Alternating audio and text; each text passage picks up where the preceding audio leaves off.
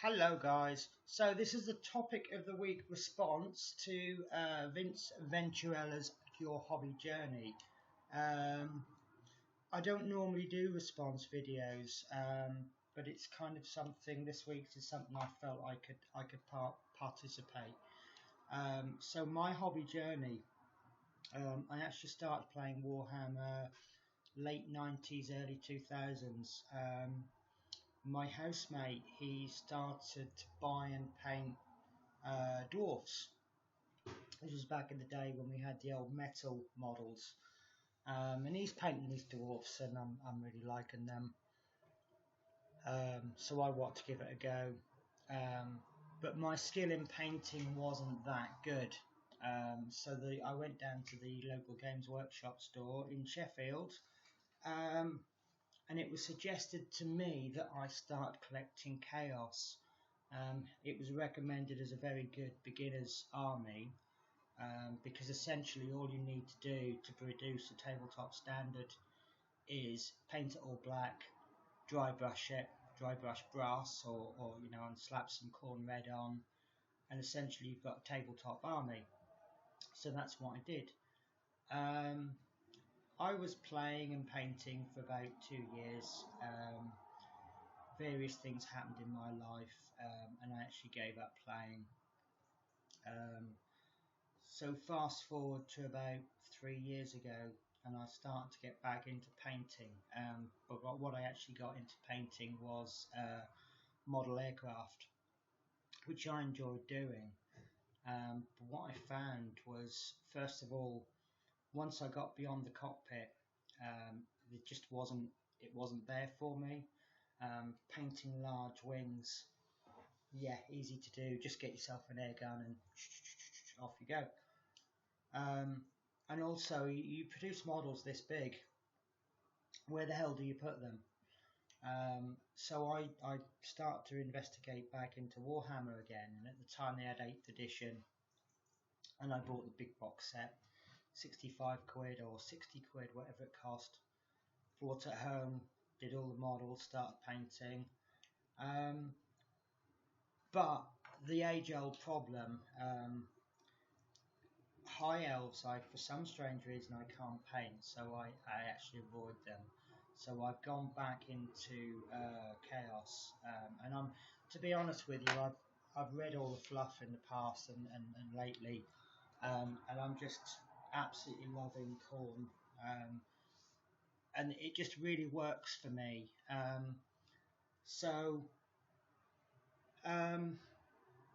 What's helped me paint is I want to make some mentions. Obviously, Vince, I watch your videos. I love your discussions. Like yourself, I'm quite impressed with that Dr. Foss, the painting clinic.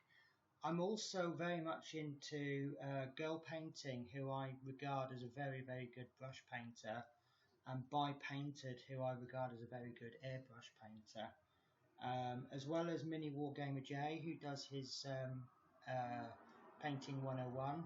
Absolutely love that. Orc Painter Nerd, he doesn't seem to have that many videos, but the ones he have are good. And of course, if you want a fun discussion, you can't ignore Andy 2D6. So where am I at the moment? At the moment, I'm going through a bit of a buying fetish. I have about 201 models, of which about 10 are painted. So obviously my project here is to start painting more. Unfortunately, my job dictates my time, because I work in different people's homes. I'll find that perhaps one week I'm looking after somebody and I get lots of spare time, so I get lots of painting done. Another time, the next week perhaps, I may not have any time at all. The last fortnight I've been very, very fortunate, and I've had plenty of spare time. Tomorrow I'm on holiday for 5 days, so I'll have 5 solid days. And then the fortnight after that, brand new person, I've never looked after them before, so I don't know how much time I'll have. So when I do paint, I mean, obviously I get meal breaks, so I tend to pop down to the local Games Workshop store, and they give me hints and tips. So obviously I've got the videos, and what's absolutely invaluable for me is Facebook groups. Um, in particular, one of my favourites is Sanctuary of Sigmar. Um, I find it's the right combination of help, advice, and banter. Um, Obviously, it's good to have a sense of humour. So, the stages of actually building. Obviously, first of all, you've got the building, and I've got to confess, I hate it. All the little snipping the things off the sprues, filing them all down, trimming them, liquid green stuff or green stuff. However, it's a really, really important stage, and obviously preparation is key. So I will give every second that it deserves. It's not that I hate it, it's just that I don't enjoy it. Um, I find it quite exciting when you're actually painting. You put the base coat down and then you shade it and then you start to layer. And then the whole thing begins to come to life. Whereas when you're just gluing them together, it's not really coming to life as much. So obviously the thing that I live for is the painting. Not live for, but much more enjoyable. Um, the stage I'm at the moment, I mean, I've been painting properly now for about 6 months, and that was quite limited to begin with, because obviously when you're a new hobbyist, the first thing I painted was a rat ogre. Now the box set for the Island of Blood cost me £60, but to paint the rat ogre required 40 different colours. Each colour was, I think, £2.40 at the time. So even if it was £2 a pop, 40 colours, that's £80 to paint one model. Then obviously once you paint the second model, you've already got some of those colours, and you may perhaps only need 2 or 3. And now I'm at the stage where I've got 90 different colours, and I can pretty much paint anything that doesn't require a green. For some reason I don't have many greens in my collection. Don't know why. Maybe it's just because of what, well, I'm painting corn, so it's mainly reds and brasses and metallics. So yeah, I can pretty much paint up anything without needing to buy a new. So obviously the hobby's become cheaper for me. So now that I'm spending less money on paints and brushes and knives, etc., I can now focus more money on my actual painting. But one area that I'm really beginning to really get into is fluff building. It's always been my aim to build lots of fluff around my army. Obviously, it's got to fit into the Age of Sigmar world, but at the same time I want it to be its own unique army.